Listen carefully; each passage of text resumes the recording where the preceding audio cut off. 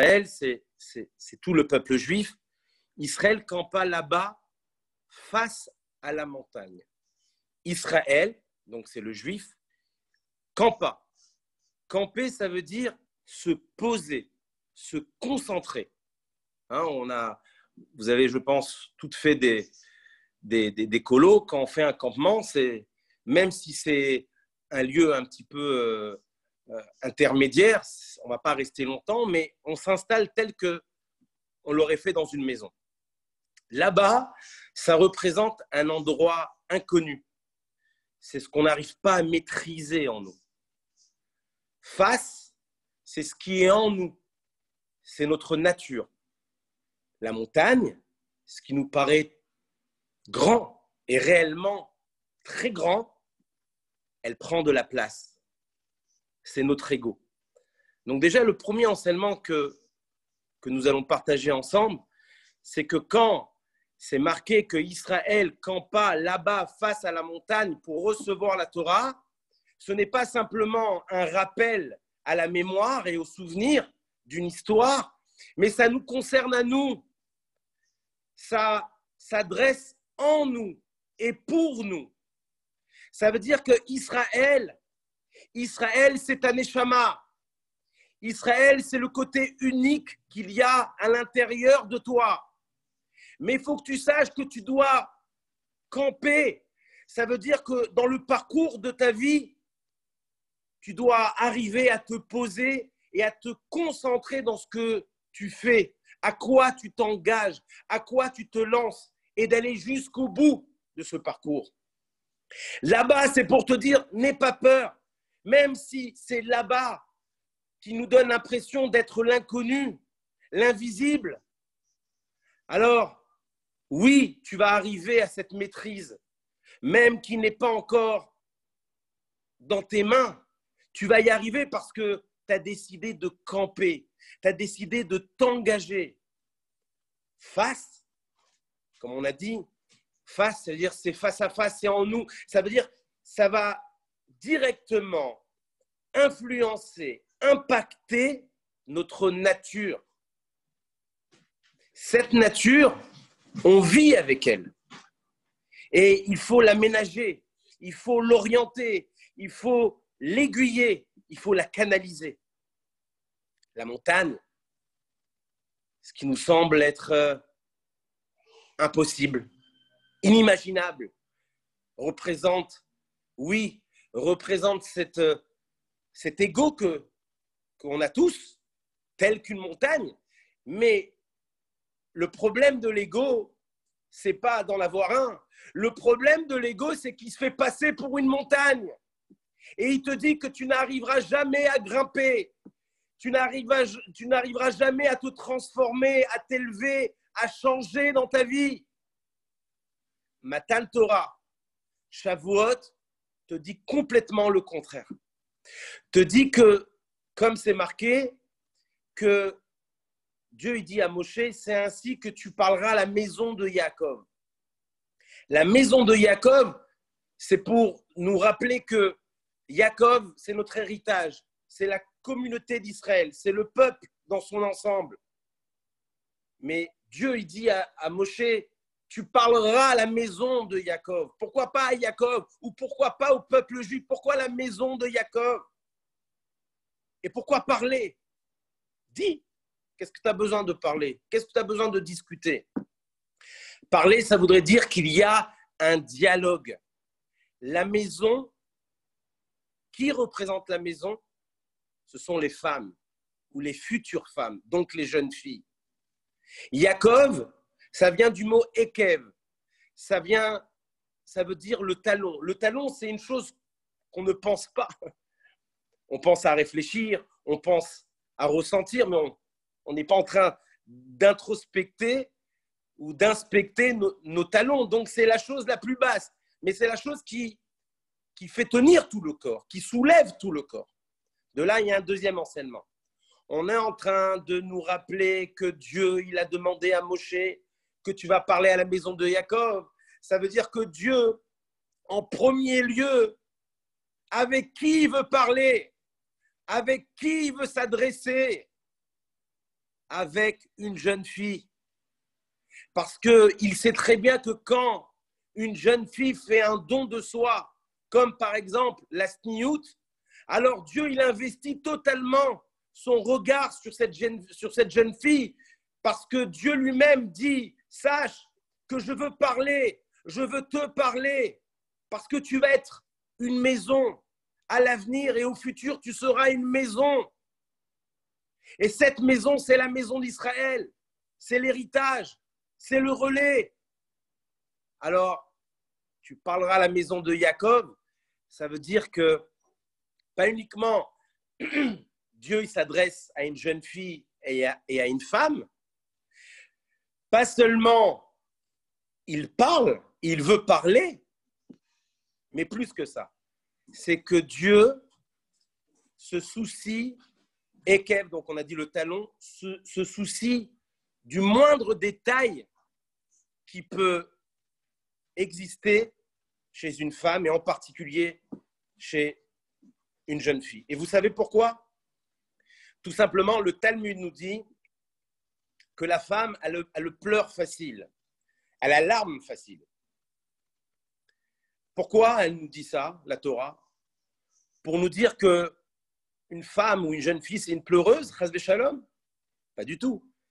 C'est pour nous souligner au stabilo que si une femme a la larme facile, ça veut dire qu'elle a la sensibilité facile. Cette sensibilité reste la chose la plus essentielle et la plus importante et la plus fondamentale pour Dieu au regard qu'il veut avoir et porter sur une femme de manière générale et en particulier sur une jeune fille. Vous vous rendez compte, ça veut dire que Dieu vous attend. Dieu compte sur vous. Dieu comprend votre sensibilité. Dieu veut vous parler, veut s'adresser à vous, en vous, à l'intérieur de vous. Donc, vous recevez les forces. Donc, vous avez ce pouvoir et cette puissance d'aller au-dessus de la mêlée. Évidemment que le bouclier d'une jeune fille, l'arme éternelle d'une femme, c'est sa sniout, c'est sa pudeur. Pudeur de sa façon de penser, de sa manière de parler et également de se comporter concrètement dans ses actions au quotidien. La Torah elle a été donnée dans le désert. Pourquoi dans le désert? Pourquoi pas dans un royaume? Elle a été donnée dans un désert pour nous apprendre qu'elle n'est pas exclusive. Il n'y a pas un propriétaire qui a l'exclusivité. Elle appartient à tout le monde. Au point où c'est marqué dans le désert, il n'y a que des serpents et des scorpions. Ça veut dire que si Dieu a choisi comme résidence le désert où il n'y a que des scorpions et des serpents, à plus forte raison, si les êtres humains là-bas se rassemblent, tel que le peuple juif s'est rassemblé pour recevoir Matan Torah, donc le don de la Torah, c'est pour, encore une fois, nous rappeler et nous souligner que la Torah elle appartient à chacune et que ce désert, parfois, peut nous sembler un désert qui nous concerne. Quel est le désert qui nous concerne? C'est le vide que je peux ressentir en moi, tel qu'un désert. C'est cette ignorance que je peux porter à l'intérieur de moi, tel qu'un désert. La Torah, elle vient, elle te dit, moi, je veux ton désert. Moi, je suis prêt à m'adresser à chacune de vous, car la Torah, elle appartient à chacune de vous, à un tel point que même dans ton désert, même dans le sentiment que tu peux avoir parfois dans ton cœur où tu sens un certain vide ou une certaine ignorance, moi là-bas, ce vide, je vais le remplir par ma Torah. Cette ignorance, je vais la combler par mon enseignement. Imaginez-vous qu'à partir du moment où je ne me sens pas désertique, je ne me sens pas perdu, mais bien au contraire, je suis rempli, j'ai une confiance, j'ai une assurance au point de ne plus m'ignorer, ça veut dire me sous-estimer, alors je suis ce fameux désert qui n'est pas péjoratif, mais qui est bien au contraire positif et constructif, parce que là-bas, Dieu a décidé de donner sa Torah, qui est sa sagesse, qui est son esprit. Le Har Sinaï, la montagne de Sinaï, c'est la plus petite montagne de toutes les montagnes. On aurait pu, encore une fois, nous, avec toute la gloire, tout le respect qu'on a vis-à-vis de Dieu et de ce qu'il se doit. Pourquoi pas une grande montagne? Et pourquoi pas uniquement une petite, mais la plus petite de toutes les petites montagnes? Alors, quatrième enseignement, c'est pour te dire que cette petite montagne, elle est pour le côté petit que tu penses que tu as en toi. Le côté que tu es un peu timide, le côté où tu es un peu encore introverti, ou que tu hésites, ou que tu as des doutes, ce côté petit, douteux que tu as en toi, que tu as peur de te lancer pour te rapprocher vers Dieu, pour t'engager dans les chemins de Dieu, on te dit, sache une chose, cette Torah, elle est petite, excusez-moi, cette Torah, elle a été donnée dans la montagne la plus petite pour se mettre à ton niveau et même le niveau que tu penses qu'il y a en toi qui s'appelle tout petit. Imaginez-vous comment Dieu, avec quel regard, quelle réflexion, quelle pédagogie, il compte chacune de vous dans le don de soi que vous avez fait dans cette campagne. Ce n'est pas un jeu. Et peut-être c'est le jeu, le véritable jeu. Vous savez pourquoi? Parce que c'est un jeu où on est sûr de gagner, où on a la certitude d'être victorieux. Ce qui est intéressant également, c'est que la terre, la montagne où Dieu a donné cette Torah, donc sa sagesse, c'était une terre aride. Là aussi, on a une double question. Pourquoi pas une terre fertile, un paysage extraordinaire, merveilleux, particulier, singulier? Pourquoi une terre aride? Pour te dire que ça veut dire quoi la terre aride? Qu'est-ce que ça représente la terre aride? Aride, ça veut dire sécheresse, ça veut dire stérile, ça veut dire qu'elle n'est pas fertile, elle n'est pas productive. Ça représente la tristesse. Ça représente l'âme animale.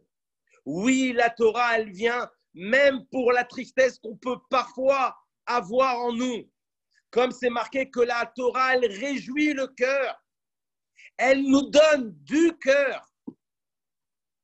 Alors, cette Torah, elle enlève cette tristesse. On a dit à juste titre également, cette terre aride, ça représente l'âme animale. La Torah, c'est marqué qu'elle restaure, c'est la restauratrice de l'âme. Elle restaure l'âme, elle réinstaure la place de l'âme. C'est l'âme, ta locomotive. C'est ton âme divine qui doit diriger ta vie. Alors oui, cette Torah qui va restaurer ton âme divine, la partie de Dieu que tu as en toi véritablement. Cette Torah, elle va réduire cette âme animale, telle que la montagne aride. C'est marqué également que quand on a reçu la Torah et que Dieu s'est adressé à Israël, au peuple juif, il y a eu une union qu'il est écrit que comme un seul homme, comme un seul cœur. Un seul homme, ça veut dire unique. Ça veut nous rappeler que c'est un, c'est pas deux. Comme un seul cœur,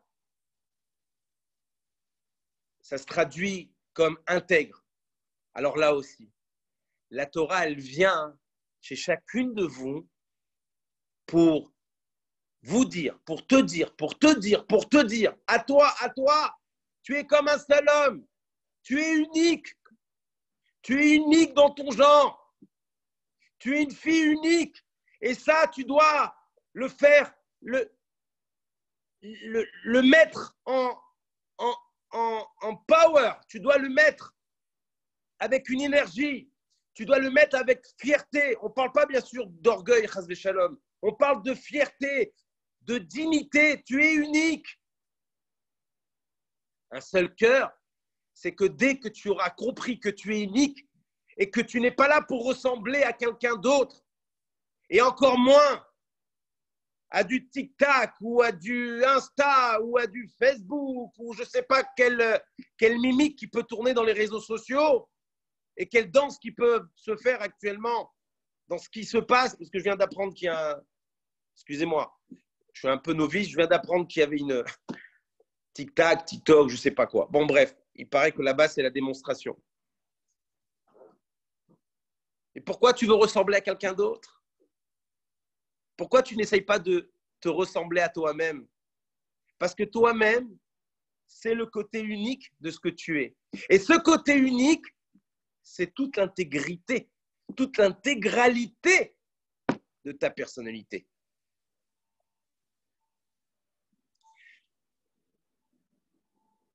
Dieu, il a voulu des garants. Vous savez ce que c'est des garants? Vous savez, quand vous allez vous marier, si Dieu veut, eh ben, vous allez devoir louer une maison et le propriétaire va vous dire « Ok, vous allez payer mon loyer, mais vous avez quelqu'un qui donne des chèques de caution, des garants, que s'il y a quelque chose qui ne va pas, c'est le garant qui va prendre. » Dieu, il a demandé des garants, il a souhaité, il a ordonné d'avoir des garants. Quel garant qu'il a pris? Il a pris des enfants. Les enfants sont les garants, mais attendez, imaginez-vous qu'un propriétaire, il vient me louer une maison et je lui dis, vous savez, mon garant, c'est qui? C'est mon petit enfant, mon petit-fils de 4 ans. Il va me rigoler. Il va me dire, mais monsieur, je crois qu'on ne s'est pas compris. Donc, comment un enfant, il peut être garant? Il n'a pas le niveau mature. Il n'est pas au level d'être un adulte. On vient te dire une chose très profonde. On vient te dire que Dieu, il veut les enfants comme garants. Parce que la garantie, c'est la certitude. C'est un engagement. La seule chose qui est synonyme de certitude et d'engagement en toi, c'est l'enfant que tu portes en toi. L'enfant, c'est pur. Quel est l'enfant qui est pur à l'intérieur de toi? C'est ton âme divine. Dieu, il veut la garantie de ton âme divine. Voilà à quoi il veut et il décide de croire Dieu. Il croit l'enfant qui est en toi. Il croit à la pureté, à la naïveté, à la simplicité, à l'intégrité que tu portes en toi. Et ne pense pas que tu es mis à l'écart. Ne pense pas que tu es au plan second parce que tu n'es pas sur le podium comme certaines ou comme certains. Tu es une garante. Dieu, il a misé sur toi. Dieu, il a compté sur ton don de toi. Les louchot, les tables de la loi, c'est de la pierre. Les 10 commandements ont été gravés dans la pierre. Les 10 commandements, c'est-à-dire que toute la Torah elle vient des 10 commandements. Mais pourquoi Dieu, toute sa Torah qui est sa sagesse, pourquoi il ne les a pas gravés dans l'or, dans le cuivre, dans l'argent? Pourquoi dans la pierre? Alors c'est vrai que Rachid dit que en vrai, ce n'était pas de la pierre, c'était du saphir. Mais on va y revenir. La pierre, là aussi, on veut te dire une chose. On veut te dire que comment Dieu il peut se graver dans ta vie si tu graves. C'est-à-dire quoi si tu graves? Si tu fais un effort de ce qu'il y a de pierre à l'intérieur de toi. C'est quoi la pierre qu'il y a en toi? C'est ce que tu n'as pas envie de faire. Ce que tu penses que tu ne peux pas faire. Ce que tu crois qui est impossible. Tu dis non, mais moi, je ne peux pas. Il y a de la pierre. Cette pierre, ce que tu penses que jamais tu pourras le faire, c'est ce que Dieu il veut chez toi. Et pas uniquement c'est ce que Dieu il veut chez toi, mais c'est là-bas qu'il peut rentrer en toi. Parce que quand tu as fait un effort, alors ça se grave dans la pierre. Et quand c'est gravé dans la pierre, ça devient quoi? Ça devient plus des pierres. Ça devient les 10 commandements. Ça devient les louchot. Ça devient les tables de la loi. Ça veut dire que tu deviens une jeune fille qui a l'identique des tables de la loi de Dieu. Parce que tu as gravé le plus dur qu'il y avait en toi, tel que Dieu il a gravé sur la pierre. Tu vas laisser cette pierre à l'abandon, tu vas te décourager et tu vas te dire non, c'est pas possible, c'est de la pierre. Mais c'est là-bas que tout se passe. C'est où tu penses et où tu crois que tu ne peux pas, que tu peux tout faire.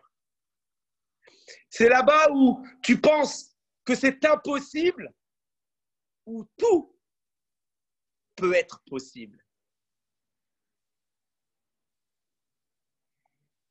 Alors oui, l'effort que tu vas faire, que tu vas graver dans la partie dure, qui est en pierre en toi, ça va se graver, ça veut dire que ça va rester, ça va s'imprégner, ça sera éternel. Cet effort que tu as fait sera éternel à un tel point que ça va devenir des louchot, des tables de la loi. Et là maintenant, on rebondit sur ce qu'il nous dit Rashi, c'était pas de la pierre, c'était du saphir. Le saphir, ça coûte encore plus cher que les diamants.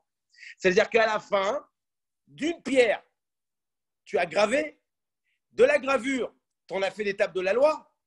Le résultat, c'est quoi? Ça sort du saphir. Waouh! Waouh! J'arrivais pas à être sniout, et puis d'un coup, quand je suis sniout, je deviens un saphir. Oui. Oui. Voilà pourquoi tu dois briller. Tu ne dois pas briller pour te faire remarquer. Tu dois briller pour éclairer.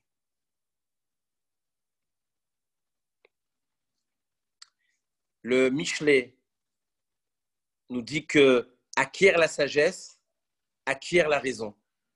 Acquiert la sagesse, c'est-à-dire acquiert cette Torah parce que tu vas acquérir la raison.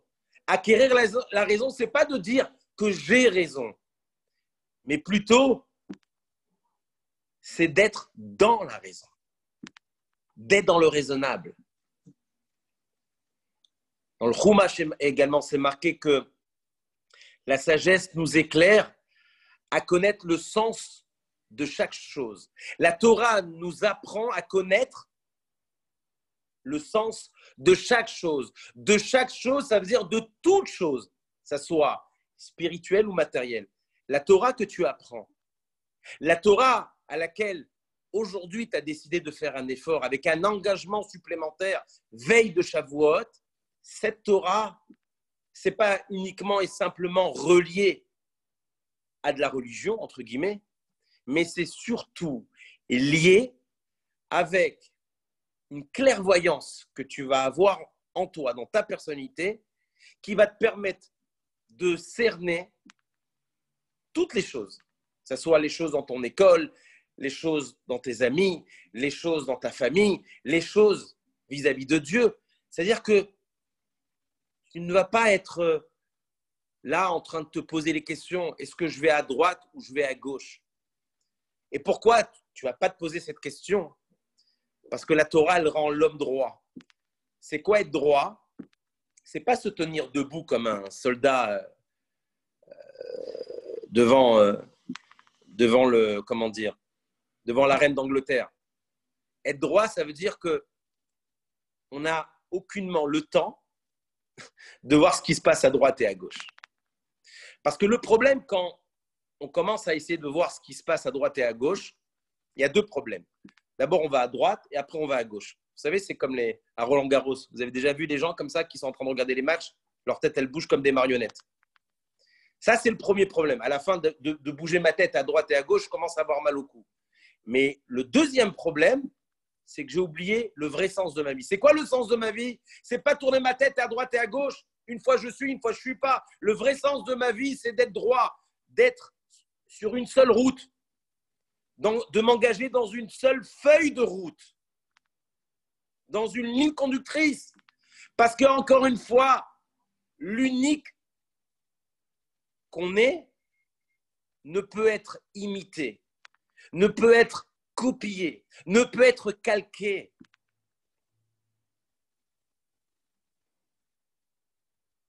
Je vais terminer, parce qu'on m'a donné une demi-heure. Le rabbi souhaite, et avec toute humilité, je m'associe à la bracha, à la bénédiction du rabbi, et en particulier à son langage, qui dit « Recevez la Torah avec joie et profondeur ». Mais la Torah, avec tout ce qu'on a dit, c'est que profond, c'est que intériorité. Alors on aurait pu dire, ou on aurait dû dire, profondeur, et après joie. Alors il faut déjà comprendre c'est quoi la joie. Le Talmud nous dit comme ça. Le Talmud nous dit que la joie, elle supprime les limites et fait sortir l'homme de son étroitesse. Plus que ça, elle nous dit que l'esprit divin ne peut se poser uniquement sur un cœur joyeux. L'esprit divin, c'est-à-dire la divinité, la shrina, ne peut se poser si on a un cœur joyeux. Mais pour avoir un cœur joyeux, il faut sortir de nos limites. Donc, pousser les barrières, enlever l'hésitation, supprimer les doutes. Alors oui, le Baal Shem Tov Akadosh, il nous dit que si tu accomplis la volonté de Dieu dans la joie, alors sache une chose, que tu sers Dieu.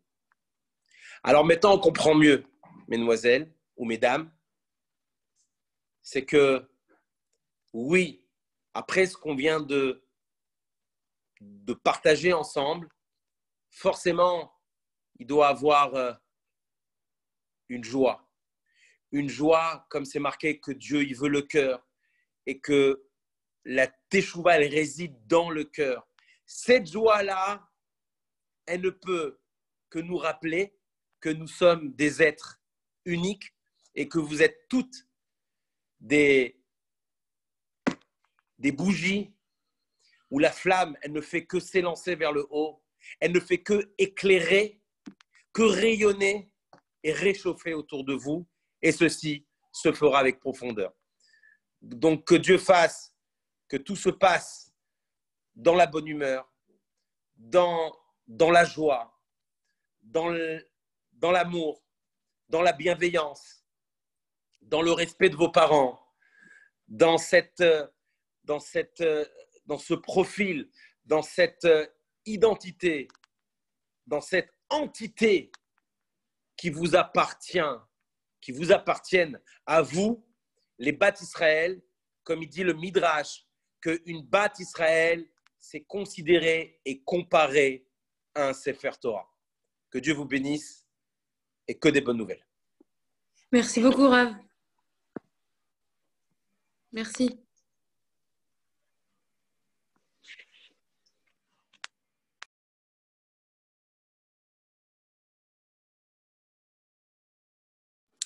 Alors voilà, les filles, on va procéder au tirage. Alors, comme vous le savez, il y a 3 tirages. Donc, je résume un petit peu. Celles qui ont fait une semaine, elles rentrent dans le Goral, soit pour le cadre du Rabbi, soit pour les parfums. Et celles qui ont fait 2 semaines, voilà, elles rentrent dans le Goral pour un billet pour aller chez le Rabbi. Donc là, on va commencer par le Goral du parfum, qui va être fait par... ça, Sarah, oui. Voilà, qui va être fait par Mouchki. Ok, salut les filles, j'espère que vous allez bien. Bon, déjà, c'était un plaisir. Je suis désolée, j'ai pas été très active sur cette Ahana parce que j'ai eu quelques problèmes techniques, on va dire. Mais j'ai suivi quand même. Les filles elles m'ont tenu au courant de tout, Baruch Hashem, mais j'ai suivi. Et c'était vraiment un kiff de voir dans les formes certains noms qui sont revenus déjà depuis la première Ahana. Il y a encore plein de nouveaux noms. Donc, Razak à vous toutes.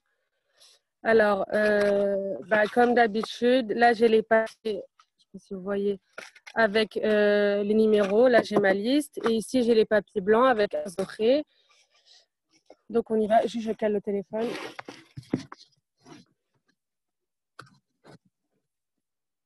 Ok. Alors.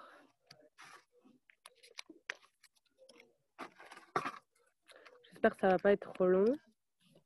Non, on met de la musique pour faire passer le temps. Vas-y, Ouais. Chélie.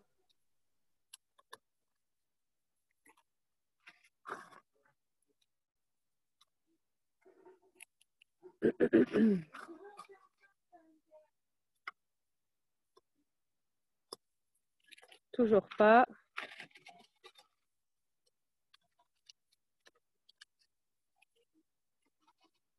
Pour celles qui ne sauraient pas comment ça marche, en fait, il y a le même nombre en papier blanc qu'en chiffre, quoi, qui correspond à vos numéros, enfin à vos noms.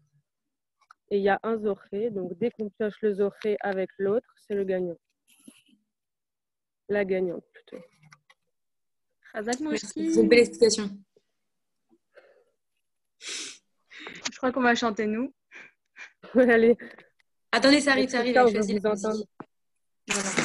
Alors, on me demande c'est quoi un zoré. Un zoré, c'est le gagnant. C'est la traduction de gagnant en hébreu. Méritant, plus exactement.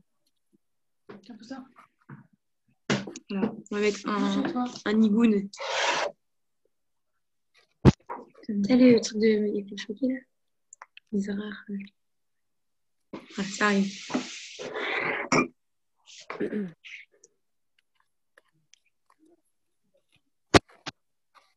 C'est un peu long, 2 secondes. Ah voilà, très bien. Attends. Mais laisse-la. C'était très bien, Chélie. Ah, super, c'était bien.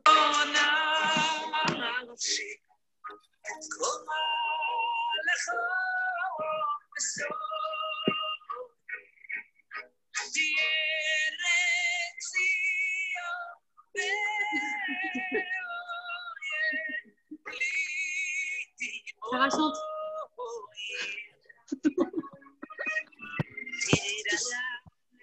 Après, la Zohria doit nous faire une petite chanson. C'est pas prévu, mais... Une petite danse. N'hésitez pas à chanter derrière vos micros là, derrière vos écrans. C'est sur de Shavuot, hein.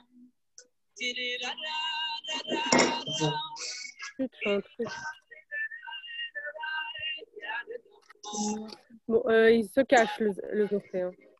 La Zohra plutôt parce qu'on est des filles.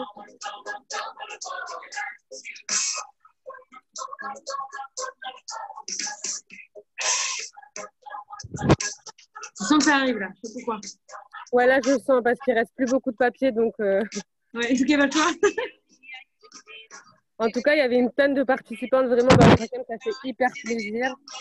Et bon voilà, là il y a 4 lots, mais il y a beaucoup plus de participantes donc que HM vous récompense chacune. Ouais, quoi qu'il arrive, même si les filles vous ne gagnez pas toutes, HM il voit vos efforts et quoi qu'il arrive, il vous récompensera en son temps. Donc si c'est pas maintenant, ne vous inquiétez pas. Alors, toujours pas, ça arrive, ça arrive.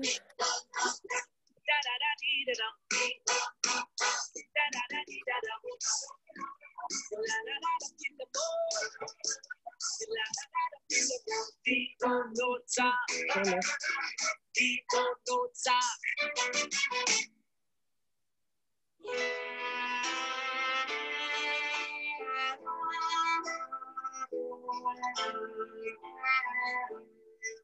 Il y a de moins en moins de papier.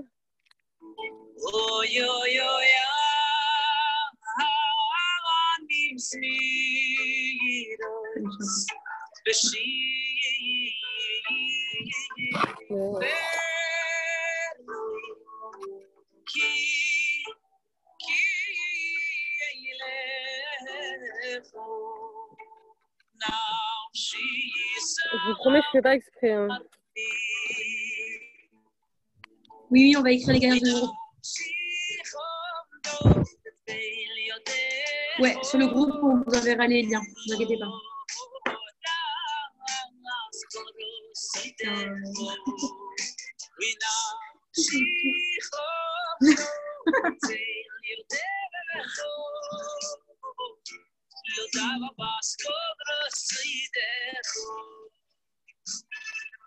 Ah, ça y est. Ah, les oreilles. Alors, attendez, je vais vous dire ça tout de suite. Ah, Alors, c'est le chiffre 10. Alors, je vous dis tout de suite. J'ai ma petite liste. Alors, c'est... Son nom de famille commence par un N. Je la connais pas. Enfin, je pense pas que je la connais. Son nom de famille commence par un N. Son prénom commence par un E. C'est Eden Nakash. Eden Batgalit Nakash. Je sais pas si tu es ici, mais on est très contente pour toi. Razak, les filles, Razak à tous. Est-ce qu'elle est là? C'est pour le parfum, ouais. Je sais pas si elle est là. Si t'es là, montre-toi, fais-nous un petit signe. Ouais, fais-nous un petit signe de vie. une petite vidéo. Eden Nakash. Eden pour le parfum, je sais pas si tu es là. En tout cas, on est très contente pour toi et Razak à toutes les filles qui ont Razak participé. ou Maour. Razak. Juste après, il me semble que c'est le cadre, donc c'est Sarah elle est Roche, là. c'est ça? Voilà, exactement.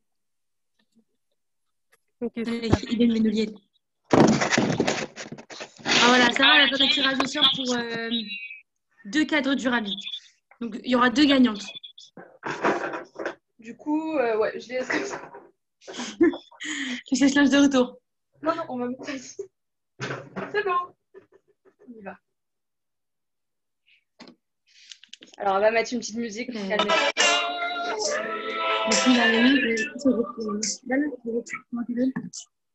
Eden Nakash.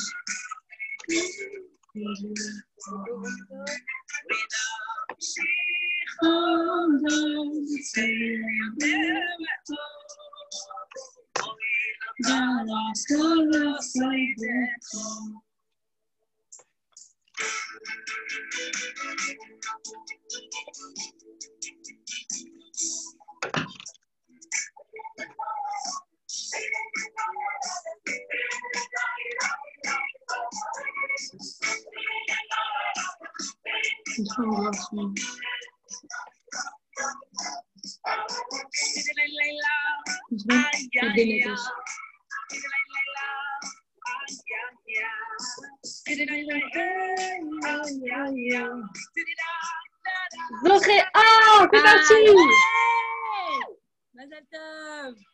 Ok, alors le numéro, c'est le 33. Je vais juste chercher la liste qui est dans ma chambre, je reviens.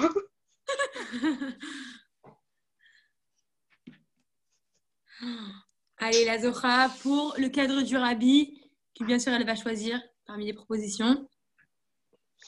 Alors là, c'est le cadre de la Rebbetzin qui est le numéro 33, Chaya Batcheina Esther.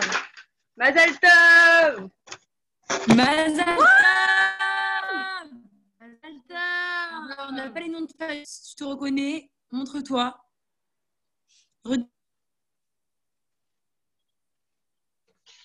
Mazal Tov. Ok, maintenant on va passer. Ça redit le nom. Chaya Batcheina Esther. Sheina Chaya Batcheina Esther. Attends, je vais écrire comme ça. Chaya Batcheina Esther.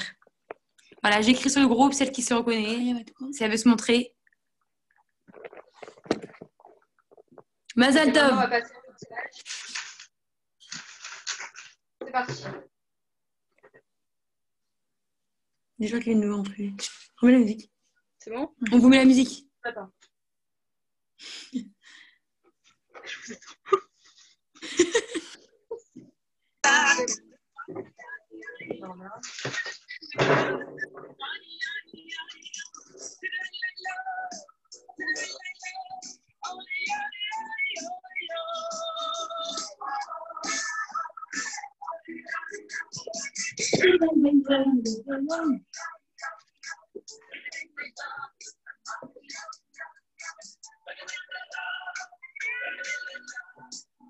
C'est terminé ou c'est effrayé?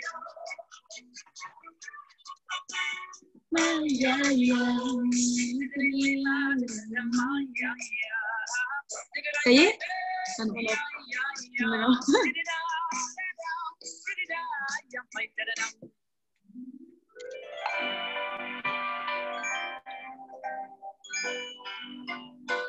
Un peu long. C'est du Rabi, la Manon, ouais? Ouais. Ah, ça y est! Wouh! Ah non? Non, non, il a peur. Ah oui, il a dit ça y est. Voilà. Et celui pour aller chez l'Arabie, c'est le prochain. Donc, faut attendre. Non.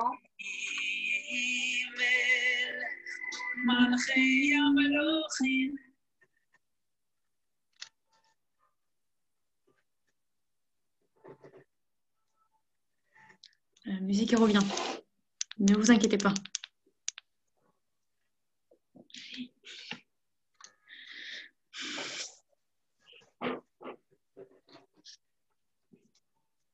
Je crois qu'il va bientôt arriver. Préparez-vous.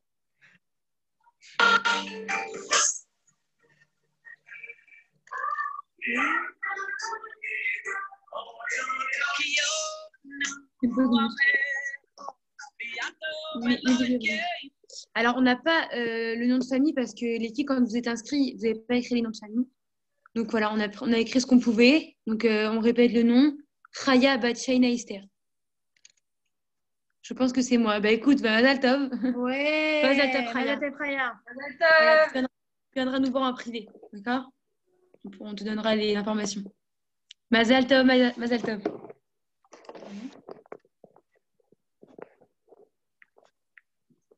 Bon, c'est un petit peu long, désolé. C'est pas grave, t'inquiète. Du suspense.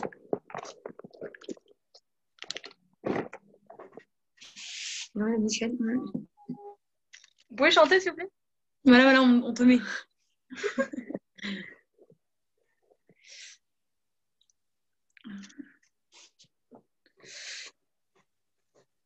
Tu peux te mettre, hein, c'est fini, ouais. Ouais, d'accord.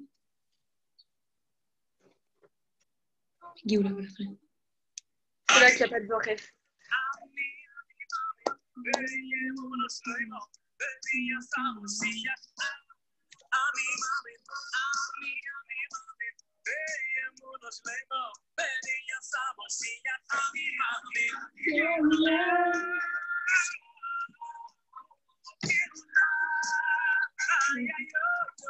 Ah, ça y est, Mazal Tov.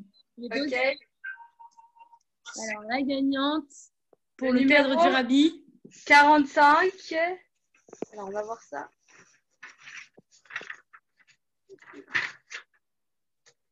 C'est Nechama Drizman. Mazal Tov! Mazal Tov. Un grand chazak à vous deux. Nechama Griezmann, on y va. Si elle peut se montrer, comme ça, on lui fait la guerre. Mazal Tov. Ah, c'est une fille de Bestrivka en plus. Hein. Ah ouais? Sympa. Ouais. Du Je coup, on comprends va en passer Suède. maintenant au Goral du billet d'avion. Allez, super. Sarah, tu nous mets la musique? C'est parti. Merci.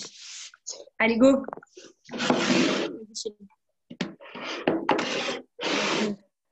Attends. Allez, on commence. Vas-y. Non, tu ouvres pas la porte. Donc, j'ai pas. Je pense qu'on a les deux. Deuxième.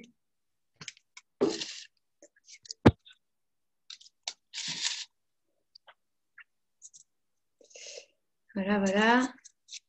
Non, je peux mettre le livre, non? Ah, vas-y. Vas-y, pioche le lit.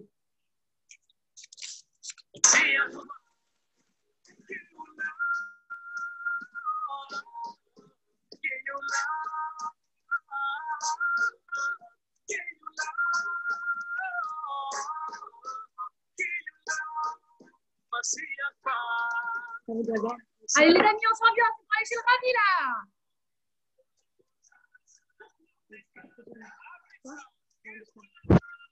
Attendez, par contre, je vais changer de musique parce que. Désolée. Ça va être une petite Sarah ambiance. Simcha. Mouchki, prépare-toi. Préparez-vous. 1, 2, 3. Il y a un Ça, tu Zohré. vas. Il y a le Zohré. Ah, attends, mais vas-y. Alors, ça y Déjà est, on a le papier de Zohré. Alors, Ah, il y a le d'abord, Zohré? Ouais, ça y est, on a le Zohré. Alors déjà, il faut juste savoir que d'aller chez le Rabbi, c'est pas Stam. C'est pas Stam, on a gagné un voyage. C'est que le Rabbi, il nous a choisi. Enfin, il a choisi la personne qui a gagné. Et surtout, ce qu'il faut se dire, c'est que c'est pas parce qu'on n'a pas gagné qu'on ne parle pas chez le Rabbi. Celle qui a gagné, enfin, en vrai, grâce à nous, on a fait partir une fille. Donc, on part avec elle. Même si vous n'avez pas gagné, c'est pas grave. Alors, le numéro, c'est le numéro 97. Hop. Ok, vas-y, dis-le. Ok, alors, elle s'appelle Shirel Bat Esther. Mazal Tov, Shirel! Mazal Tov! Voilà, on n'a pas les noms de famille, hein, parce que voilà, vous Razak! nous avez donné, mais si elle peut se montrer, vous nous envoyez un petit message. Mazal Tov, Shirel. Mazal Tov. Mazal Tov, Mazal Tov. J'espère qu'elle va se montrer. Bon, en tout cas, un énorme Razak. C'était une achanat de folie. Et voilà, ouais, vous pouvez pour recevoir la Torah Bepnimiut. Razak, mais Simcha ou Bepnimiut. Razak, Razak. Si vous pouvez vous montrer les gagnantes, comme ça on a un petit aperçu de vous.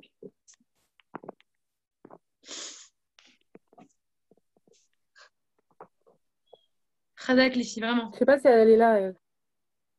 Attends, on va écrire les gagnantes. Ok, on va annoncer les gagnantes sur le groupe de toute façon. Et vous viendrez en privé récupérer Voilà. vos cadeaux. Razak, les filles.